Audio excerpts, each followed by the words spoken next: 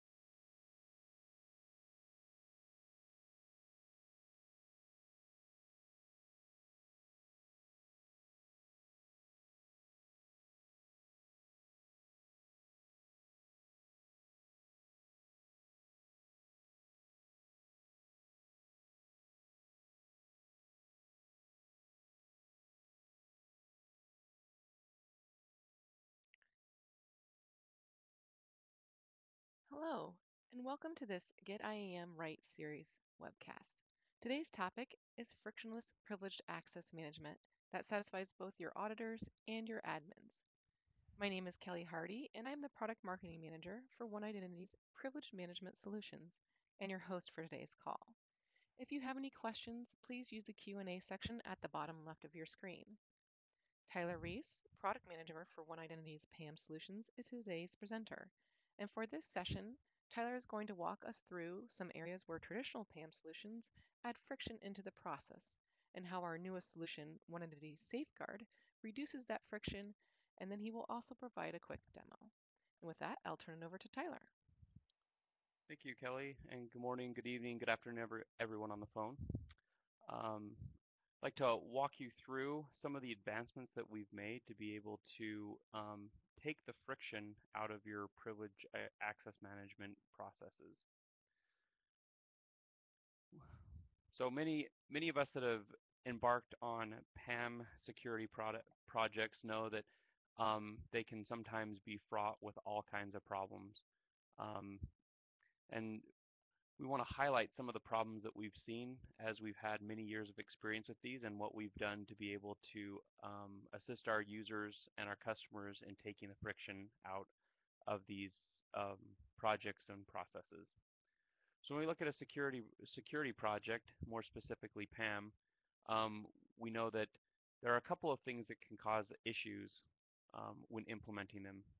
The first one is um, the time and difficulty on setting up the project. It also is the time to value and the ability to add value to the organization. But many customers that use a PAM product complain at how long or how much more time their jobs now take because they need to go to a tool to request access to the accounts that they previously had access to. When talking with them, they also mention that there is an added difficulty. Again, some of the tools that are on the market today have archaic interfaces and are not user intuitive to be able to use them without extensive training courses. Thus, the tool adds not only friction to the process, but also adds an additional cost burden to the organization as you have lost productivity and time. And as mentioned previously, this all contributes to the friction that a user sees when trying to do their job.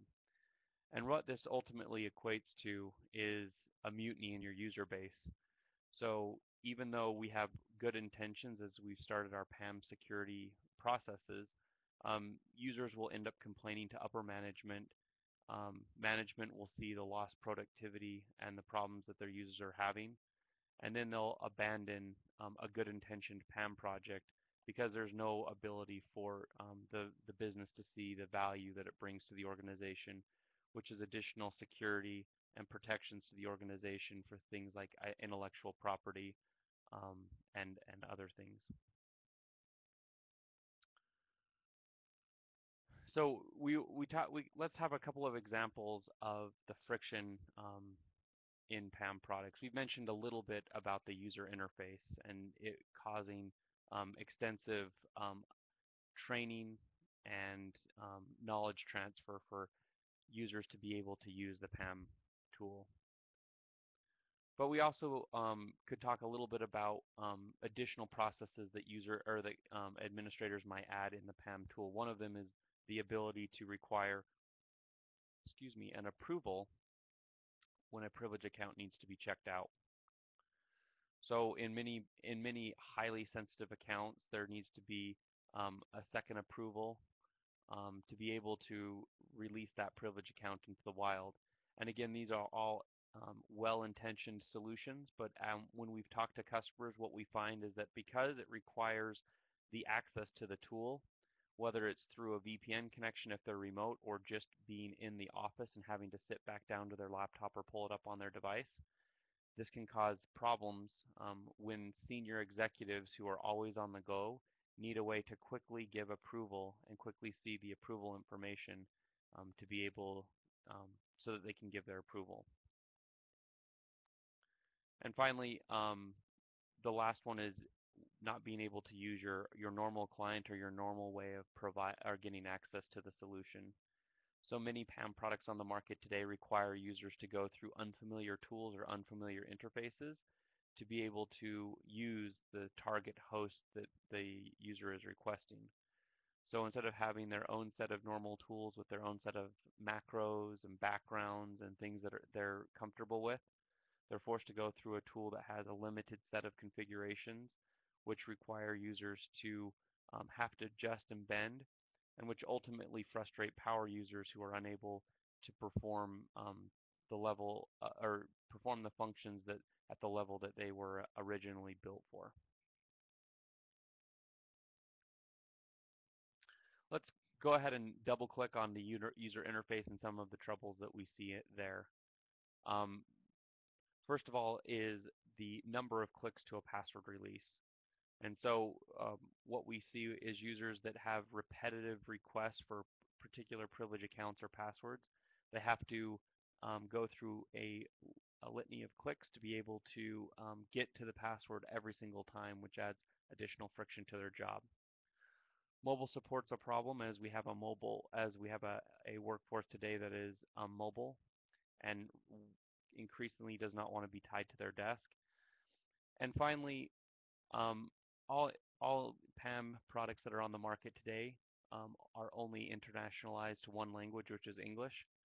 Obviously, there are other parts of the world that English is not the dominant language, and so being able to provide an interface that has highly technical terms in a user's local interface assists them with being able to use the product and not make any mistakes.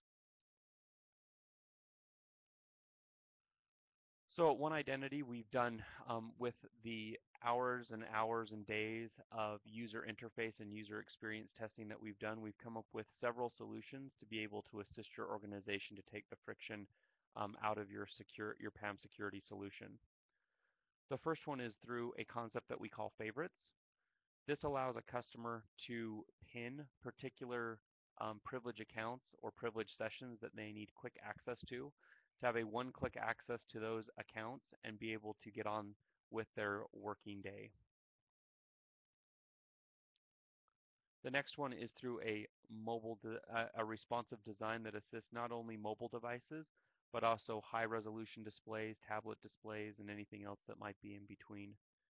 This allows your workforce to continue to use the solution in whatever device mode that they want to, and have it be reactive to the use cases that are targeted to that particular mobile display.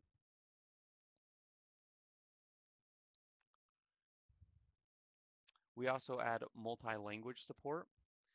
So we have several different languages, including Arabic, Chinese, Dutch, French, German, Italian, Japanese, Korean, Spanish, and Russian that allow a user to use their local language when using the product.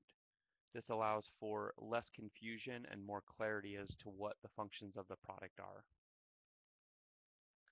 And finally, we have a push to authenticate feature, which every customer that purchases Safeguard gets 25 free licenses to, so that you're able to quickly access the solution without having to fumble around with tokens or other devices to be able to access the appliance in a two-factor form.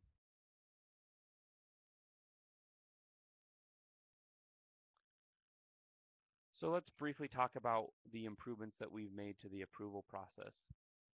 Um, First of all, one of the problems that we've had, and I mentioned previous, is that customers have talked to us whenever an approval is required. They may not be at their laptop or at a place where they can log in to the solution to be able to get access to the UI to issue an approval. When we were also talking with customers, they also mentioned and suggested that email would be a great option. The problem with email is that there's an easy ability for it to be spoofed and causes all kinds of problem as to what the right way to issue an approval through an email. And finally, finally we talked to other customers who have wanted to move the approval process to a different portal, and this can be accomplished through Safeguard today, but requires extensive customization and can be problematic when trying to present a cohesive experience to your customers. So with Safeguard today, in 2.0, we released a new feature called Approval Anywhere, based on our Starling cloud platform, and this allows push notifications to be delivered to any iOS or Android device with the relevant information for that particular request, and the approver given the ability to simply approve or deny in a very quick, in just seconds. So this is an example on the screen of what that looks like to the user, where it's pulled up on the screen and they're just presented with just a simple approve or deny, and that information is transmitted securely up through the Starling cloud service and back down to the appliance.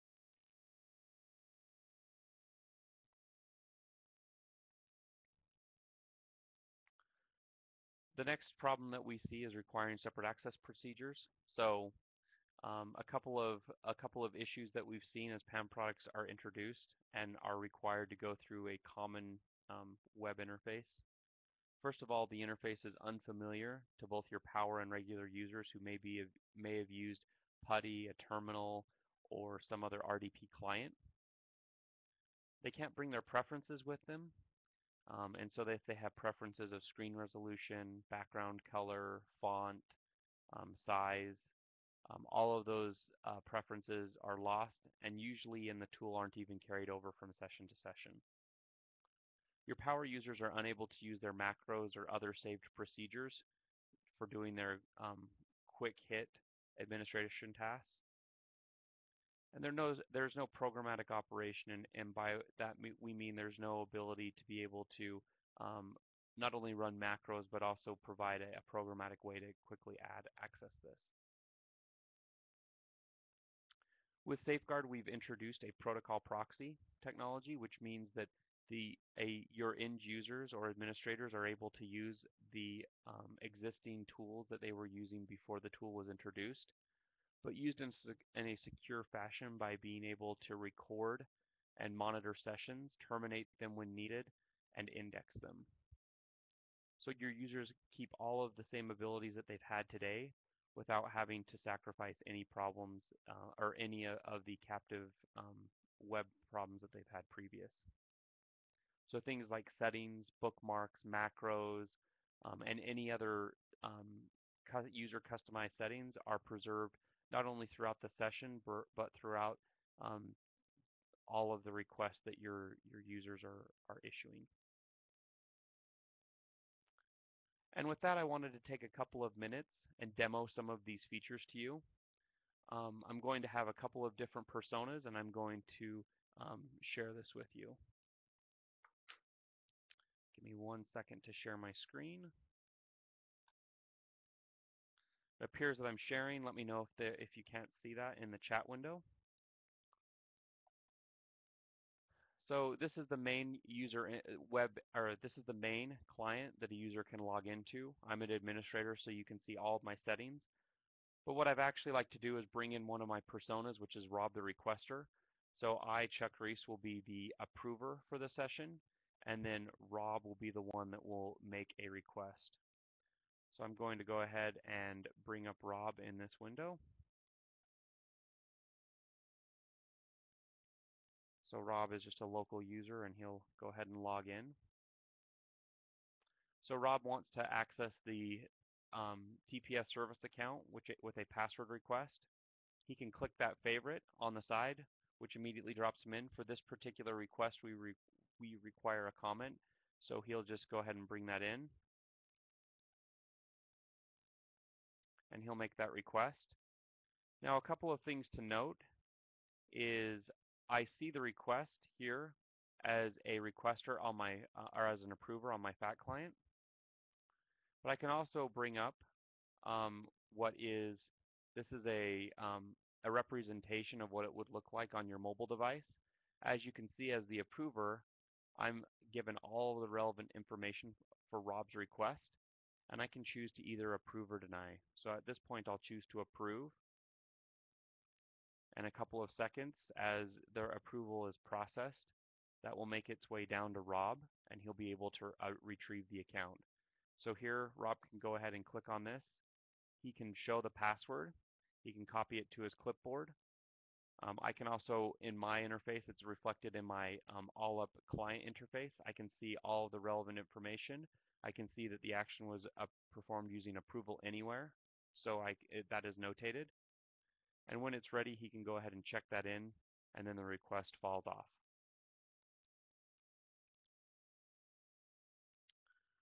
So I also wanted to show with our internationalization capabilities that we have the ability to show the UI in different languages. So I'm going to go ahead and bring this up.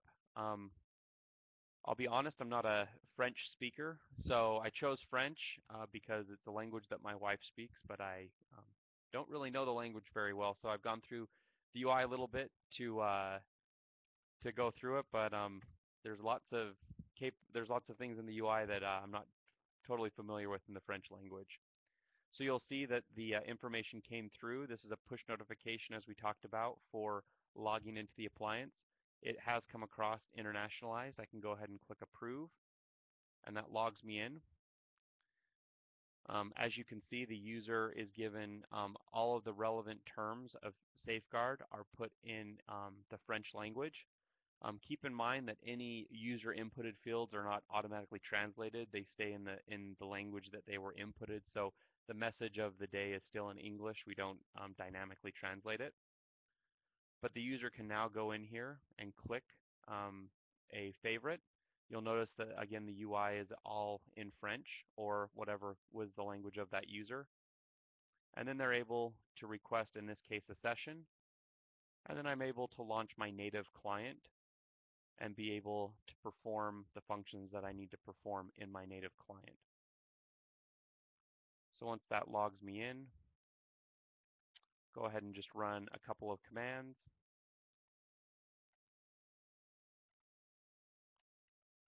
And we'll go ahead and exit out and then check that back in. So just to show you how extensive we've gone through and translated the UI, I can go into the Activity Center, which we see all of the all-up activities. I can run a report. I can see that my user Chuck Reese had checked out a session. I can see all of the information, again, all internationalized. Look through all of the indexing of all of the commands that he ran, and even give the ability to search. And then I can close that down and go back to my screen.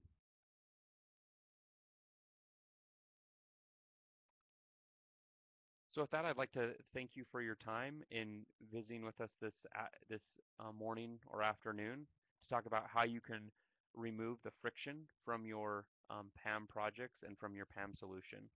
And with that, I'll turn it back over to Kelly.